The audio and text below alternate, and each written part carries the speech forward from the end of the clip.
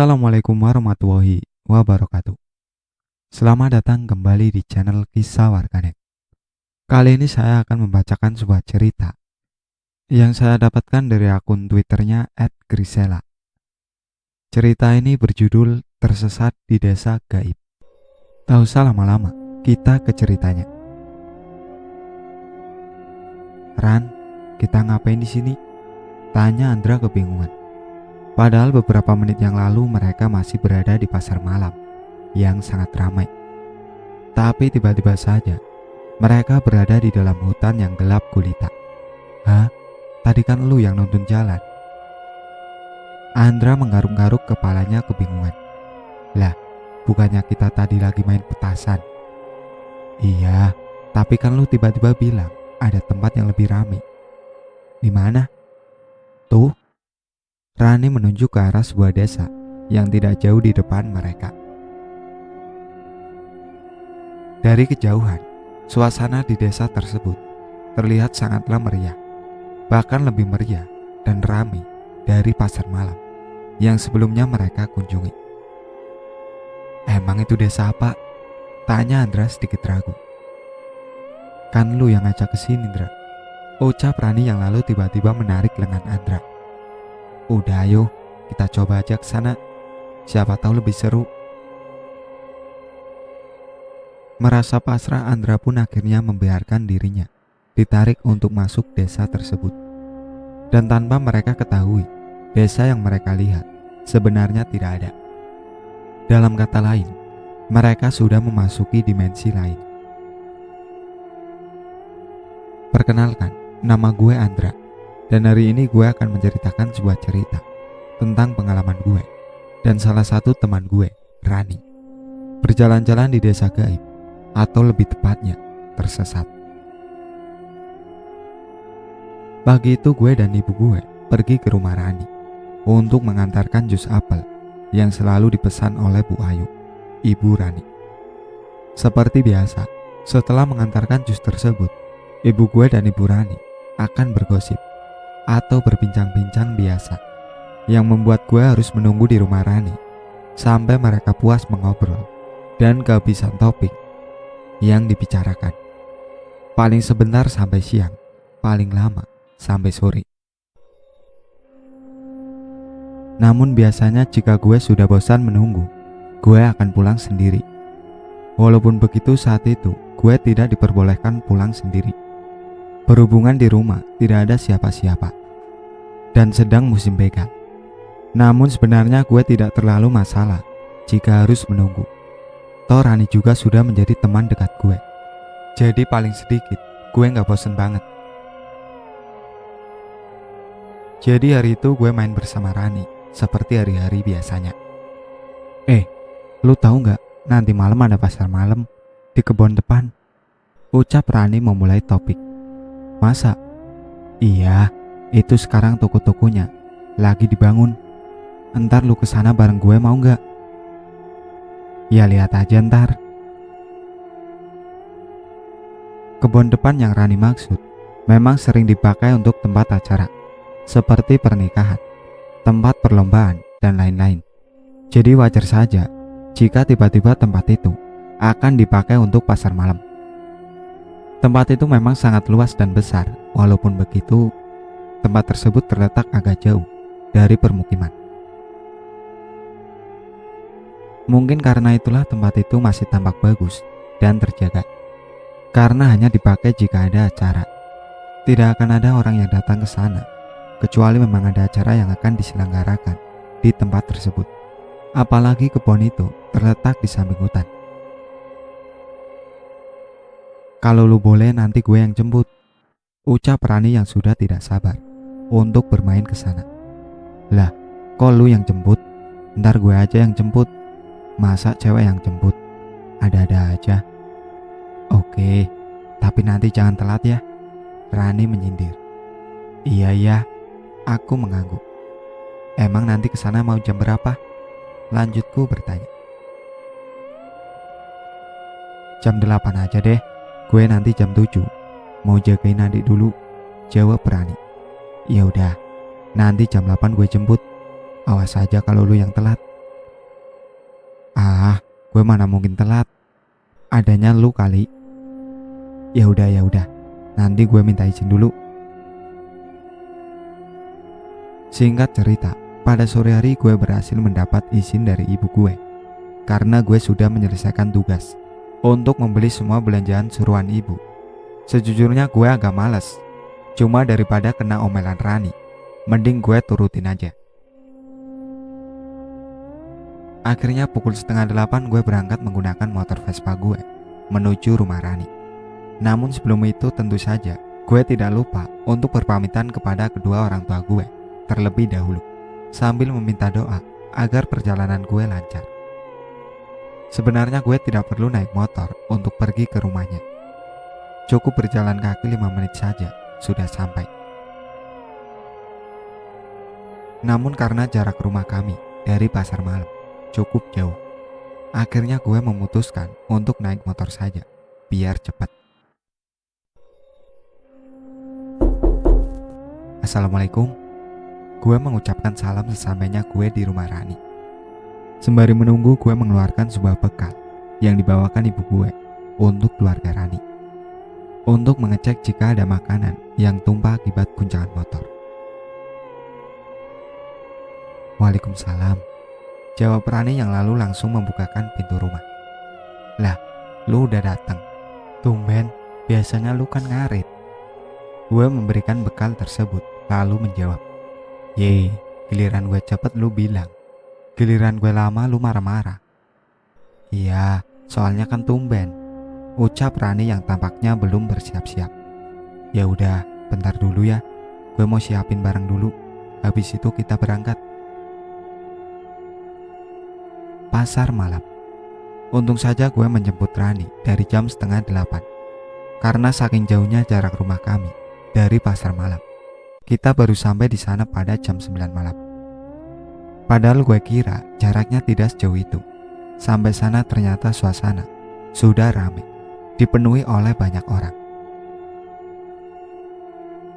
Mulai dari anak kecil sampai orang dewasa, semua bisa terlihat bermain dengan bahagia di sana.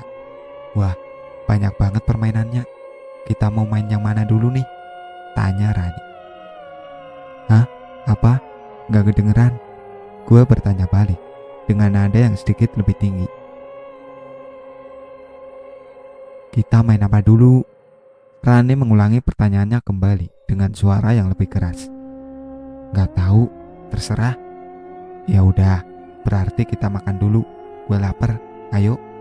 Ajak Rani yang lalu berjalan ke sebuah toko yang menjual ketoprak. Setelah makan kita main-main kayak orang biasa. Main nangkep ikan, naik biang lala, ke rumah hantu, dan masih banyak lagi. Menurut gue yang paling seru pas lempar bola terus dapat hadiah. Ya walaupun ujung-ujungnya hadiahnya buat Rani sih, tapi gue gak masalah. Karena menurut gue itu seru, karena gue tidak sendirian. Perempuan berbaju hitam. Sebenarnya setiap kali kita bermain, gue selalu ngerasa kita diawasin. Entah siapa yang liatin gue, tapi gue ngerasa kita diliatin terus. Mulai dari kita masuk, makan ketoprak, sampai naik biang lala. Walaupun begitu, Rani tidak merasa hal yang sama, dan membuat gue tidak terlalu memikirkan hal tersebut. Tapi emang bener sih, setiap kali gue lihat ke belakang, memang gak ada satupun orang yang lagi liatin kita. Semua orang di sana hanya sibuk dengan urusan mereka masing-masing. Lagian buat apa juga ada yang liatin kita secara terus-menerus di tempat yang begitu ramai dan padat. Sampai tiba-tiba gue melihat seorang perempuan memakai sebuah gaun hitam panjang, yang jika ia berjalan, gaun itu akan terseret di tanah. Gue bertemu dengan sosok perempuan tersebut saat Rani sedang memilih-milih ikan cupang untuk dipelihara. Saat gue melihatnya dari atas sampai bawah, sekilas tidak ada yang terlihat mencurigakan darinya, dan merasa tidak ada gerak-gerik yang aneh darinya. Gue pun kembali menoleh ke arah Rani dan menghiraukan keberadaan perempuan tersebut. Walaupun begitu, gue ngerasa aneh aja gitu. Dan semenjak ngeliat perempuan itu, gue ngerasa merinding. "Udah belum, Ran?" tanya gue yang tiba-tiba saja merasa tidak nyaman. Udah, ayo kita lihat petasan dulu, baru beli makanan," ajak Rani. Gue pun langsung mengikuti Rani untuk pergi melihat petasan serta kembang api yang akan diluncurkan sebentar lagi. Namun sebelum kita pergi, gue memang sempat kembali melihat ke arah belakang untuk melihat perempuan itu untuk terakhir kalinya. Ia tersenyum, lalu aku tidak ingat apa yang terjadi setelahnya. Dia bukan Andra. Petasannya tuh ada di mana, Yandra?" tanya Rani sambil menengok-nengok ke arah kanan dan kiri. Andra tidak menjawab, namun ia terus mengikuti Rani dari belakang. "Dra," Rani menoleh. "Ngelihat kembang api sama petasannya tuh di mana?" ia bertanya kembali, kali ini menghadap ke arah Andra. Namun Andra malah melihat ke arah belakang, tepatnya ke dalam hutan. "Dra, gue nanya, kok gak dijawab sih?" sebal Rani. Mendengar omelan Rani, Andra pun menatap Rani untuk waktu yang cukup lama, sampai akhirnya ia menjawab. "Di dalam sana," ia menunjuk ke arah hutan. "Hah?" Rani terbingung. "Itu hutan, Dra. Ini gue nanya, lihat kembang apinya tuh di mana?" "Iya, di situ, Rani." Ia kembali menunjuk ke arah hutan. Rani mengernyitkan dahi. "Lu yakin itu hutan, Dra?" "Yakin. Orangnya tadi ada yang hidupin kembang api di sana." "Aduh, Andra, tadi lu makan apaan sih sampai ngelantur begitu? Udah, ayo kita cari dulu di mana tempat kembang apinya." Rani pun langsung menarik Andra untuk pergi ke tengah lapangan. Walaupun begitu, Andra tiba-tiba menahan Rani dan lalu memutar balikan badannya kembali menghadap ke arah hutan tersebut. "Apa sih, Indra? Itu hutan." "Enggak, itu bukan hutan. Percaya deh sama gue," ucap Andra yang masih mencoba meyakinkan bahwa hutan tersebut adalah tempat peluncuran kembang api. "Apa sih?" Rani membuka mata lebar-lebar, mencoba melihat ke dalam hutan itu secara teliti. "Gimana gue mau percaya, sedangkan di dalam sana tuh gelap banget," ujar Rani. "Gue gak bohong, kalau gak percaya, gue bisa tunjukin sendiri." "Mana?" "Ya kita masuk dulu, Rani." Rani meletakkan kedua tangannya di depan dada, mencoba memikirkan keputusannya secara matang. "Yakin?" ia bertanya kembali. "Iya beneran, ayo kita masuk," ajaknya yang lalu langsung memasuki area hutan tersebut. "Berhasil," gumamnya bahagia. "Sekarang kita akan mempunyai 2 anggota baru." Desa Kalong. Lah, bentar. Gue berhenti melangkah setelah menyadari bahwa gue sedang berada di dalam hutan bersama Rani. Rani berdehem. "Ran, kita ngapain di sini?" tanya gue kebingungan. "Hah?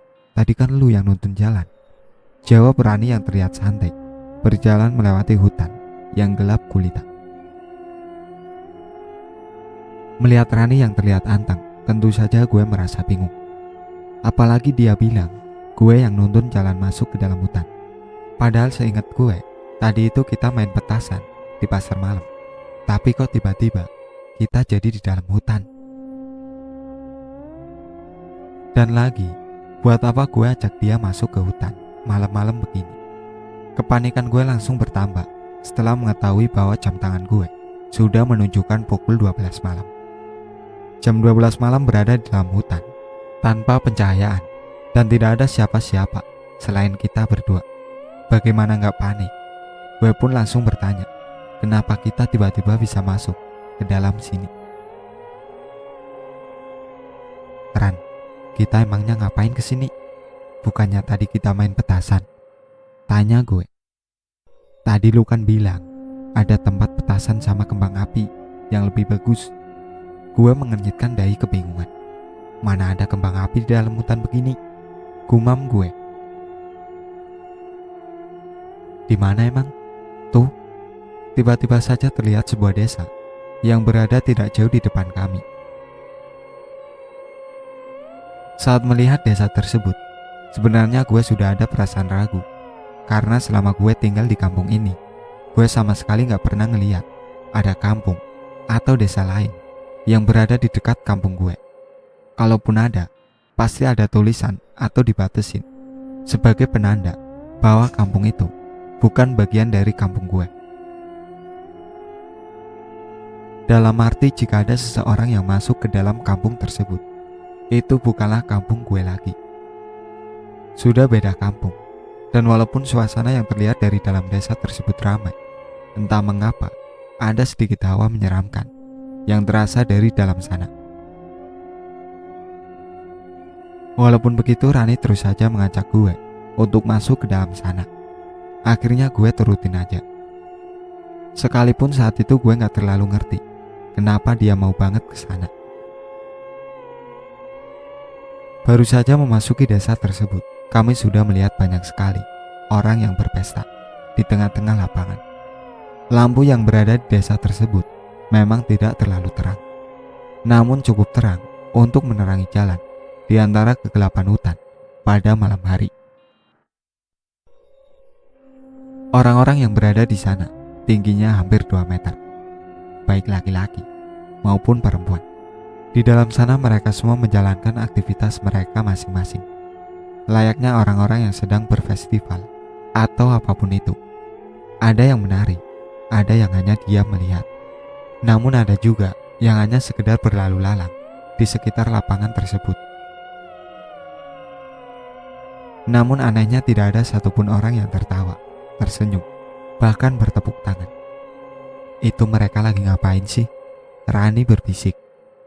Gue mengedikkan bahu. Gue pun juga tidak mengerti apa yang sebenarnya mereka sedang lakukan. Kok mereka aneh-aneh ya? Ucap Rani masih setengah berbisik. Iya, gue mengangguk. Dan tiba-tiba saja gue kembali melihat perempuan bergaun hitam panjang yang tadi gue temui. Saat itu ia sedang berdiri menatap gue dan Rani di antara kerumunan tersebut. Lah, itu bukannya cewek yang tadi ya? Gumam gue mencoba mengingat-ingat. Dan dugaan gue benar pas gue lihat lagi. Ternyata perempuan tersebut adalah perempuan yang sebelumnya gue temui saat Rani membelikan cupang. Kali ini dia tersenyum, lalu tiba-tiba saja pergi dalam hitungan detik ke dalam kegelapan. Dra, Rani mengguncang-guncangkan punggung Andra. Lu lagi ngapain sih? Mana itu kembang apinya? Lanjut Rani bertanya. Kembang api yang mana sih? Kok nanya balik? Katanya tadi di sini ada kembang api. Kembang api tuh di sana tadi. Di sini gue mana tahu ada atau enggak, Rani. Ih, katanya tadi ada. Ada apa, Rani? Gue sama sekali gak tahu ada. Ucapan gue langsung terhenti saat tiba-tiba melihat ada 3 anak kecil yang berlarian tanpa kepala di dekat kami. Melihat itu pun jantung gue langsung berdebar kencang ketakutan. Ndra, ucap Rani secara terbata-bata. Siapa sih yang gak bakal kaget jika melihat ada seseorang yang berlari tanpa kepala, seperti orang biasa main kejar-kejaran. Merasa takut, Rani pun langsung menarik Andra sedikit meminggir di sebuah rumah salah satu warga, lalu berkata, Ndra, ini desa aneh banget gak sih? Ucapnya dengan suara yang gemetar. Iya, gue tahu. Makanya mending sekarang kita keluar aja. Ucap Andra mencoba menenangkan Rani. Iya, gue tahu. Kita harus keluar sekarang. Tapi masalahnya, Rani terdiam untuk sementara. Masalahnya, hutan yang tadi kita lewati mana? Saat itu gue ingat banget. Setelah kita sampai ke desa tersebut, kita gak langsung masuk. Kita cuma berdiri di depan sambil melihat ke arah lapangan luas di mana warga desa itu sedang berkumpul. Tapi tiba-tiba aja, setelah kita lihat ada anak kecil lari tanpa kepala, kita udah berada di dalam desa. Seolah-olah kita udah masuk. Padahal gue inget banget, itu kita berhenti, bukan lanjut jalan. Tapi ya kita bisa ngapain? Jadi saat itu kita langsung jalan lurus saja untuk mencoba mencari jalan keluar. Di sepanjang jalan tidak ada satupun orang yang terlihat tersenyum di dalam desa tersebut. Kalau enggak menatap kosong, ya menunduk. Tapi yang pasti tidak ada satupun orang yang melihat ke arah kita, bahkan berniat untuk berbicara kepada kami. Dan karena itulah gue dan Rani jadi takut untuk bertanya tentang arah. Kata Rani sih, kita mending cari jalan sendiri daripada harus nanya ke orang-orang sini. Dan gue setuju sama dia, karena penduduk-penduduk di sini tuh terlihat aneh. Walaupun hanya diam atau hanya sekedar berjalan, namun entah mengapa gerak-gerik mereka aneh. Dan kalau dilihat-lihat, mereka semua mempunyai ekspresi wajah yang sama, yaitu datar. Dan kalau yang gue ingat, rata-rata pakaian mereka adalah pakaian zaman dahulu, seperti kebaya. Semakin lama kami berjalan, rasa janggal yang kami rasakan di desa ini semakin bertambah. Dan gue mulai dihantui rasa ketakutan saat tiba-tiba melihat seorang laki-laki berjalan merangkak masuk ke dalam rumah dengan cepat. Ya aneh aja gitu. Tak kunjung menemui jalan keluar, kami pun menjadi semakin panik dan memutuskan untuk bertanya kepada salah satu penduduk desa. Ya walaupun awalnya kita sampai berantem karena nggak mau nanya, saking takutnya. Tapi ujung-ujungnya kita nanya juga. Orang pertama yang kami tanya adalah seorang perempuan yang memakai baju kebaya berwarna hijau dengan selendang berwarna kuning. Mbak, kira-kira tahu nggak jalan buat keluar dari desa ini? Tanya Rani mencoba memberanikan diri. Awalnya ia hanya menatap kosong ke arah depan. Namun tiba-tiba saja, saat Rani menanyakan pertanyaan tersebut, sorot matanya langsung berubah menjadi tajam dan bergerak cepat ke arah kami. Kami pun semakin takut, dan alih-alih menunggu, kami justru menjauh ketakutan. Ditambah lagi postur tubuhnya yang sangat tinggi, melewati tinggi rata-rata manusia. Kalian sedang apa di sini? Tanyanya dengan cepat. Maaf mbak, kita dari kampung sebelah. Tiba-tiba aja nyasar gara-gara nih anak, ucap Andra sambil menatap malas ke arah Rani. Tapi kita emang gak pernah lewat sini, jadi kesasar. Lanjutnya mencoba menjelaskan. Perempuan tersebut tidak membalas, namun ia memberi kami sebuah senyuman. Entah untuk apa. Lalu perlahan ia mundur sambil menari-nari. Sampai akhirnya ia menghilang begitu saja, tanpa membalas pertanyaan kami. Lah, dia ngapain? Kok gak jelas banget? Ucap Rani kebingungan. Ya udah deh, kita tanya ke yang lain aja. Ayo cepet. Lagian kita udah cukup jauh sama lapangan tadi. Kami pun melanjutkan perjalanan kami untuk mencari jalan keluar. Semakin lama kami berjalan, semakin sedikit pula penduduk yang terlihat di hadapan kami. Dan karena itulah kami pikir kami sudah hampir sampai keluar desa. Lah, ucap Rani terkejut. Kok kita di lapangan yang tadi lagi? Kita bukannya udah kesini? Mendengar itu pun gue langsung melihat ke arah lapangan yang Rani maksud. Awalnya gue kira lapangan tersebut hanya mirip. Namun, jika dilihat-lihat lagi, ternyata Rani benar. Kita kembali ke lapangan yang sebelumnya kami kunjungi.